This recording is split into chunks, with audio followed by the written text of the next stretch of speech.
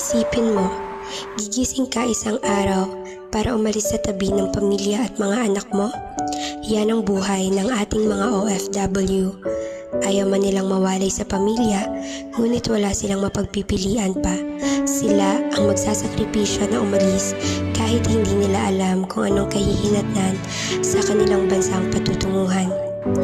Hindi nila nasusubaybayan ang paglaki ng kanilang anak dahil ibang anak ang kanilang inaalagaan. Swerte na lang kung mapunta sa amang mabait at may puso. Madami ring okasyon ang hindi nila maipagdiriwang kasama ang kanilang pamilya. Bawat araw, buwan at taon ang kanilang tinitiis na hindi makapiling ang pamilya. Kaya sa lahat ng mga OFW sa ibang bansa, sobrang proud kami sa inyo. Sa inyong katatagan at katapangan na harapin ng mga pagsubok sa ibang bansa.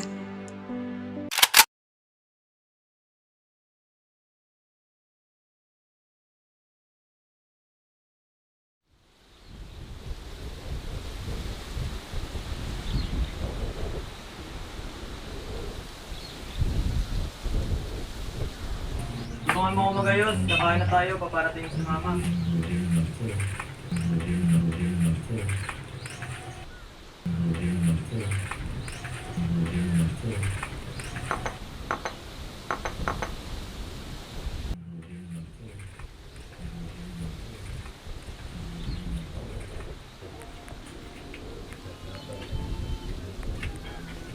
Oh, buti naman at nakapaghanda na pala kayo.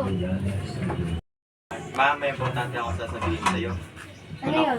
Malaki na po yung babayaran ko sa tuition. Kailangan na po. So, as possible. Dahil di ako makakuha ng exam. Ganun ba? Hayaan mo dahil sa susunod yata na linggo, makakaalis na rin ako at makakapunta na rin ng ibang bansa dahil tapos na rin ang yung papeles ko. Makakabayad ka rin. Okay, sabi na lang sa prof mo. Ma, ako nga po pala may babayaran ng project.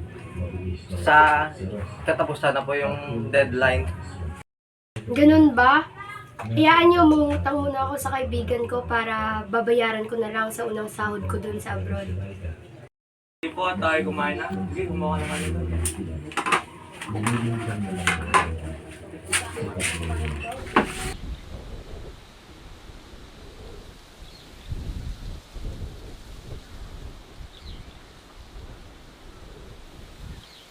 Mga anak, ingatan yung mga sarili nyo ha. Matagal mawawala si nanay. Ingatan nyo rin tong bahay at huwag yung pababayaan. Hayaan nyo, sa unang sahod ko, ipapadala ko kaagad ang mga kailangan para sa bayarin nyo upang wala na kayong problemahan pa. Sige po, Nay. Mag-iingat ka dun. Kami na pong bahala sa sarili namin. Wala ka na din po kami. Sige mga anak, mauuna na si nanay. Baka mauli pa si nanay sa biyahe. Alagaan yung mga sarili nyo ha.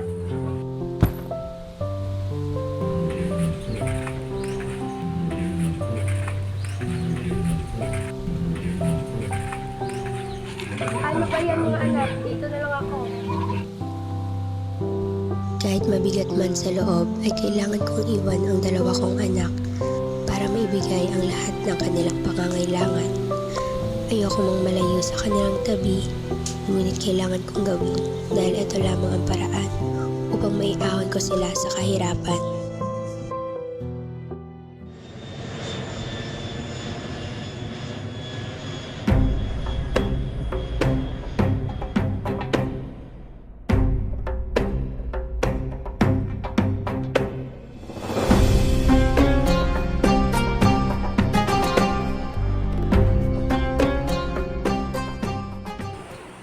Welcome sa bahay namin. Baligang pagdating. Maraming salamat po, madam. Lapag mo muna ang gamit mo dito para maikot kita dito.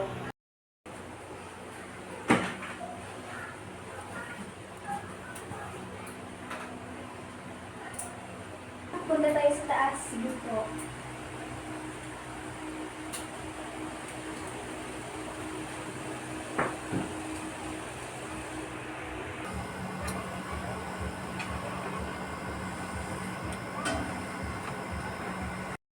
Upo ka muna dito. Tatawagin ko muna si Umi. Sige po, madam. Zauji! Zauji! May papakilala ko sa'yo. Sino? Ito nga po pala ako, Zauji. Magandang umaga po. Assalamualaikum. Ako po si Luisa. Ako ang pala si Aling Muhammad. Ano po pala ang Saudi? Asawa ko. Ganun po ba? Kailan po ako magsisimula? Pakitawag mo na si Uli kasi siya magdidesisyon ko kailan siya magsisimula. Sige. Ako muna. Sige po. Umi, Ano yan? dumating na kasabay. Sige.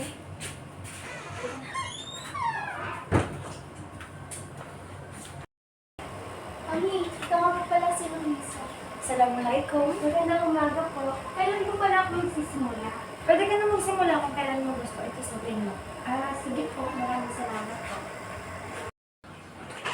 Ito sir po. Mabuti naman kung gano'n. Ito nga pala yung kwarto ko at ililibot kita dito sa buong bahay. Halika. Ito nga pala yung kwarto ng anak ko at ng asawa niya. Yan. At doon tayo sa kwarto ng anak nila. Dito yun. Ito nga pala yung kwarto ng anak nila. Ito nga pala si Sachi, yung anak nila. Hi! Magay ka! Hello. Alagaan mo lang siya at gagawa ka ng konting trabaho dito sa bahay. Yan na yung gagawin mo. Susunod po, madam.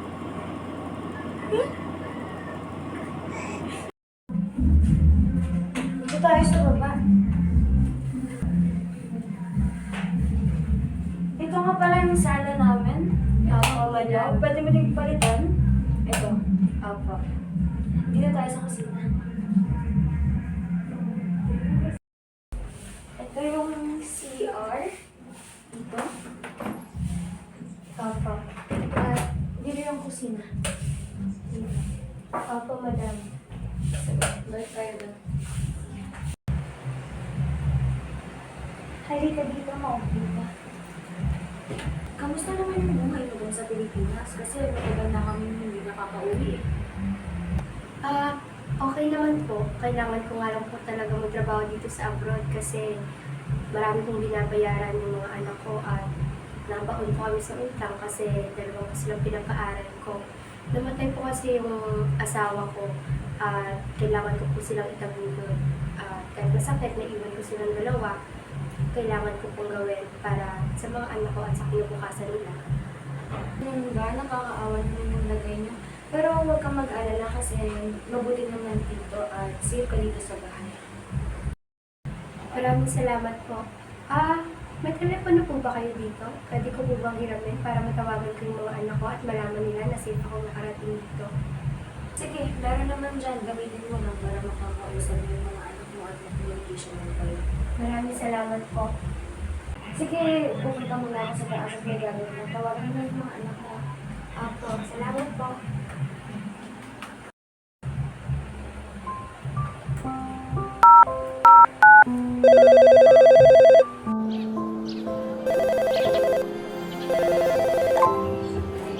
Hello, anak. Hello po, ma. Kamusta ka dyan? Eto, kakarating ko lang. Buti naman kung ganon. Kamusta na kayo ng kapatid mo? Mabuti naman po kami dito ni Jairon. Sige. Itatrabaho mo ng mama, Sige po, ma. Pag-ingat ka po, mahal ka po namin. Sige, mag-ingat kayo. Nakarating nga ako sa bansa na kung saan ako magtatrabaho sa Saudi. Mga Pinoy din ang aking amo doon. 2 mag-asawa at yung nanay ng babae kong amo. Pag-aalaga sa kanyang anak ang aking naging trabaho doon. Napakabait ng pamilya nila. Nagulat ako dahil kababayan ko rin pala sila. Hindi naging malupit ang trato nila sa akin. Hindi rin parang kasambahay, kundi para ng pamilya. Kaya lubos ako nagpapasalamat na sa mabuting amo ako napunta.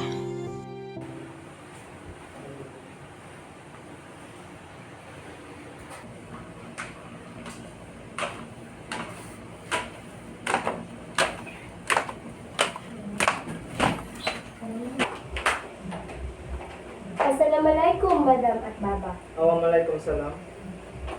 Luisa, Alis muna kami ng aking Zauje. Tutulungan mo dito si Ome, ha? Sige po, tutulungan ko po siya dito. Mag-iingat po kayo ha. Salamat. Sige po.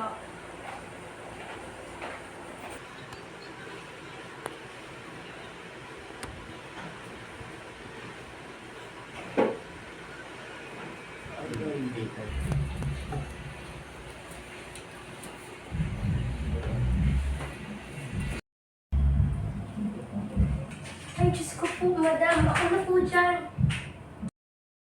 Sige, pagbibigyan kita. Pero dapat ako gumagawa ng mga gawain bahay dito. Kasi yung pinunta mo na naman talaga dito is para alagaan si Sachi. Okay lang yan, madam. Ako na po bahala dyan. Sige, mauwan muna kita. Pupuntahan ko lang yung abo ko. Sige po, madam. Ako na po bahala. Sige, salamat.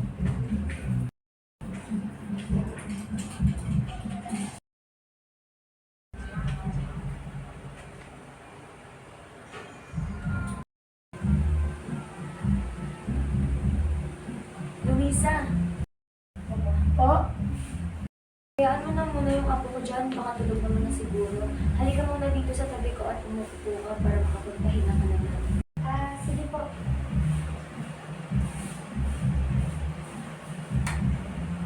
Alam mo ba na maraming pasyalan dito at magagandang mga tanawin?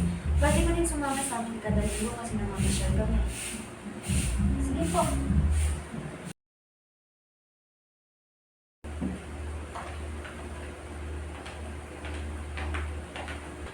Magandang gabi, Ami at Luisa. Awang salam. Buti naman at nakauwi na kayo. Magandang gabi po. Ito, may regalo kami sa'yo. Maraming salamat po.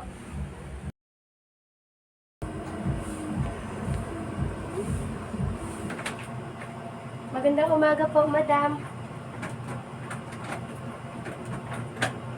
Ako na po magpapatulog sa kanya. Sige, ikaw nang bahala muna sa kanya. May gagawin ko kasi ako. Sige, Apo. pupunta ako. Sige po.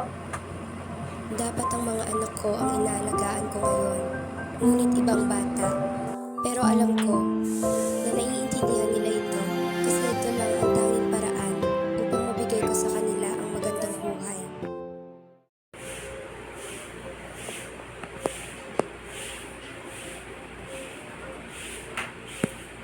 Ay, buti naman at nakatulog ng alaga ko. Makapagpatinga muna.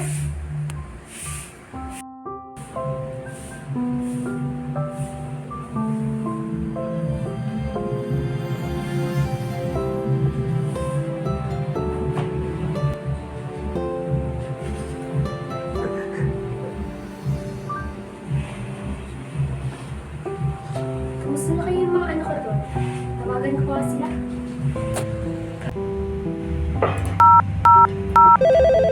Hello, anak. Kamusta na kayo dyan? Eto, kakatapos ko ng trabaho. Napatulog ko na rin yung alaga ko. Gusto ko sana kayong dalhin dito, kaso kasapat yung tutulog ko eh. Hayaan nyo, pag nakaipon ako, dadalhin ko kayo dito para makita nyo rin kung ano yung lugar na pinagtatrabahuhan ko at makita nyo rin kung gaano ko kahit yung mga amo ko. Sige, matulog ka na dahil gabi na may pasok ako bukas.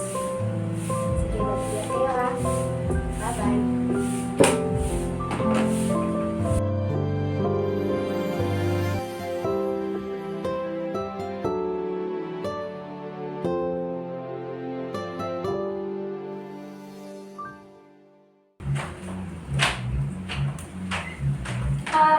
Luisa, alis muna kami. Maiiwan ka muna dito. Ikaw na munang bahala kay Sachi, ah. Sige po madam. Ako na pong bahala sa kanya. Mag-iingat po kayo ha. Ang bilis ng mga panahon, 2 taon ko nang hindi nakakasama ang mga anak ko para ipagdiwang ang Pasko. Malungkot, pero nagpapasalamat pa rin ako kasi mabubuti ang aking mga amo at pinapasaya nila ako lagi. Ay, tulog pa naman si Sachi. May tip na muna ako.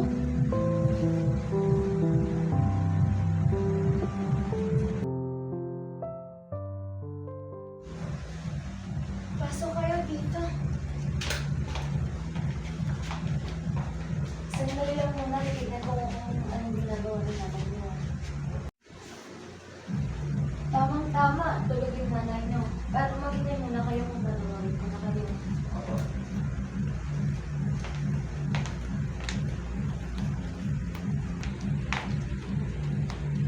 Luisa, gabi na.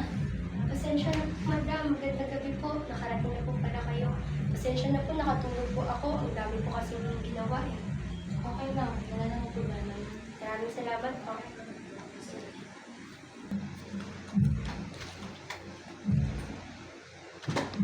May sasabihin pala kami sa'yo. Ano po yun? Nang dumating ka dito, sobrang laki ng tinulong mo sa pamilya namin. At salamat dahil pinagtulungan mo kami at lalong-lalo na sa pag-aalak ng Sanji. Walang ano po. Trabaho ko naman po yun eh. Kaya ginagawa ko lang po.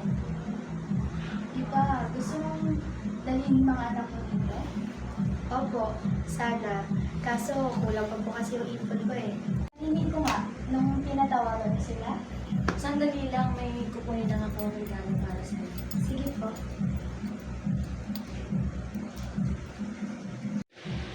Luisa, di ba magpapasko naman ngayon?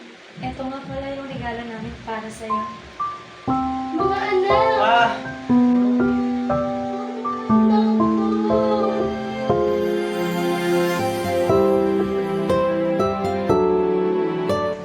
Maraming salamat po, Papa, mga madam, sa pagdala niyo po ng mga anak ko dito. Walang ano man. Gusto ko naman talaga na makapunta dito yung mga anak ko para mag-oras din kayo kasi ilang taon ko lang po dito sa akin. Maraming salamat talaga. Kamusta na kayo mga anak? Okay lang po, ma. Nabayaran niyo na ba yung mga utang natin doon? Opo, ma. Kompleto na yan. Buti naman at gano'n at hindi nasibila yung tiwala ko sa inyong dalawa kahit kaya na humahawak ng pera pinapadala ko. Hayaan niyo, kasi marami pa opportunity dito.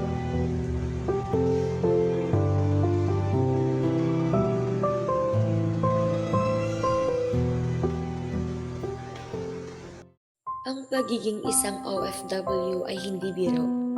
Dahil sa likod ng bawat ngiti at tagumpay ay ang sakripisyo at lungkot ng paglayo sa pamilya. Maraming pagsubok ang dinaranas mula sa homesick hanggang sa mga hamon sa trabaho. Ngunit sa kabila ng lahat, ang pangarap na makapagbigay ng magandang buhay para sa pamilya ay ang nagtutulak sa kanila para magpatuloy. Kaya dapat natin silang pahalagahan at suportahan sa kanilang mga pinagdaraanan. Kaya sa lahat ng mga OFW, saludo kami sa inyo.